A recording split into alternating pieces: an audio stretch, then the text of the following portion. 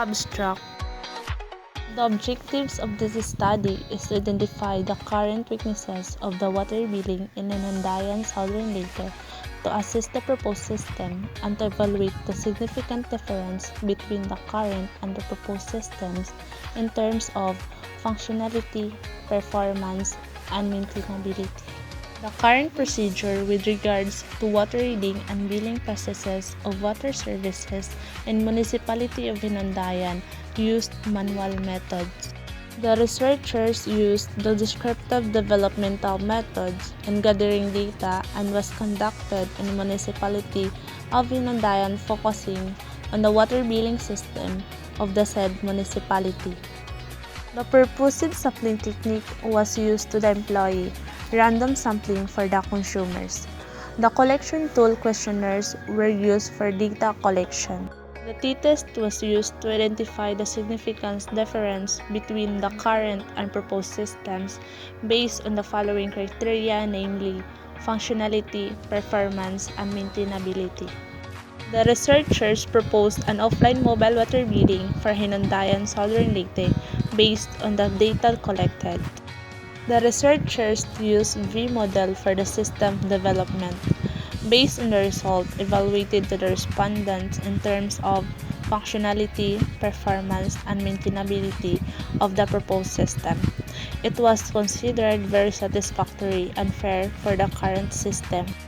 Therefore, there was a significant difference between the current and proposed systems, and the proposed mobile water billing is highly recommended to be used so that the work of the employees would be efficient and convenient.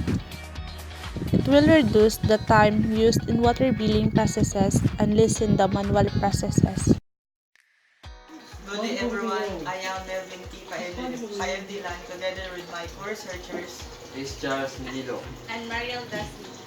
We are the researchers of the Capstone project entitled MobileWaterBilling for Indayan Southern Leyte. I am here to present the Thesis and Capstone project entitled MobileWaterBilling for Hinandayan Southern Leyte. In our mobile application, we have a username of Hinandayan and the password is 6609. In the mobile application, I already have installed or add a consumer, which is Juanito PAILDELAN with a account ID 11 in Barangay Lungsodaan. So we search the account ID 11 in Barangay Lungsodaan, and he has a previous reading of 270. And for example, we have a 300 cubic meter in his present reading.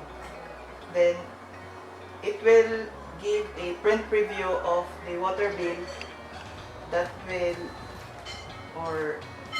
generate in our system. So we print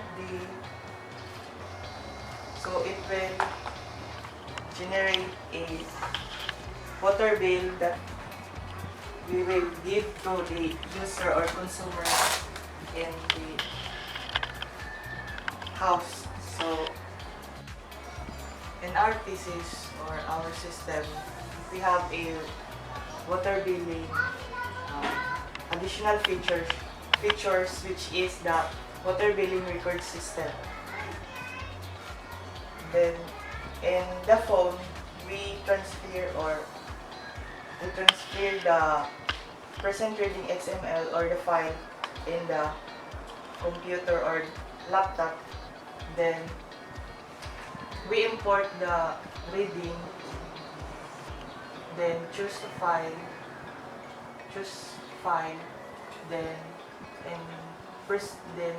choose the present reading XML file, then open, then save to database,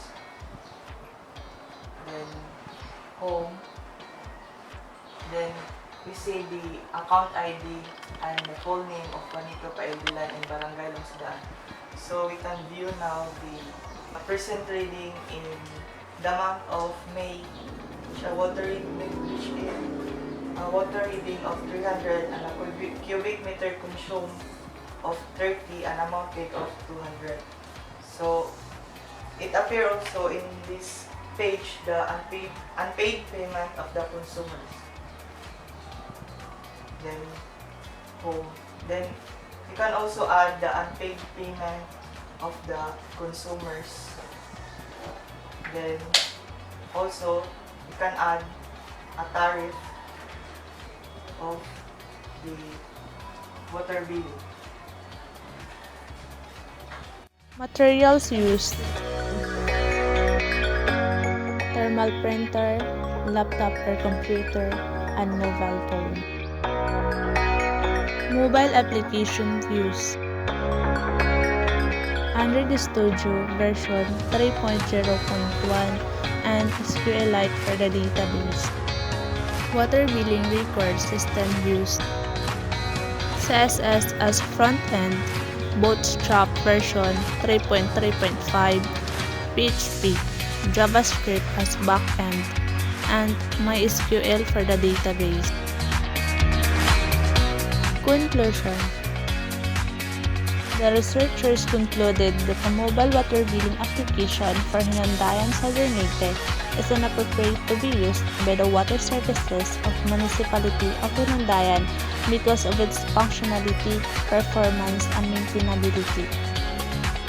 Most of the respondents agreed for the immediate usage of the proposed system developed by the researchers.